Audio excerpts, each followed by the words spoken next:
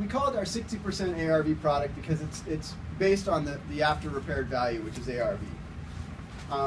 This product allows the borrower to finance up to 100% of the purchase price and the rehab expenses. To lend on future value, ARV, you always are going to have your budget fully funded and included in your transaction. That's whether it's with us or with any lender out there. That's the law in California. So to lend on future value, the full budget has to be funded at the close of escrow. So anytime you're lending on future value, don't think that you have to not only come in with the amount of money that you have to come in, but you also have to come in with the repair budget. It'll be fully funded.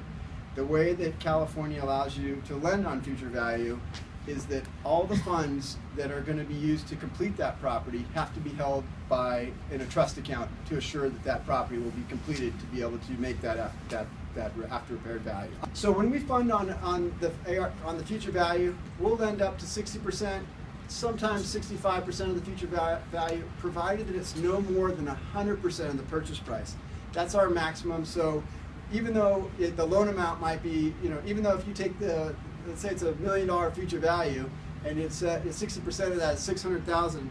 If the purchase price is $550,000, we're going to bring it down to $550,000. We're not going to lend more than what the price is for that property. Okay. Now, in addition to that, even though we're lending 100% of the purchase price, you've got to come in with 20% of that loan amount. So in that scenario, at $550,000, you need to come in with $110,000. That $110,000 is going to be used to cover your closing costs, your 4 points, your escrow and title fees and all that, but it's also going to be used to fund your rehab budget.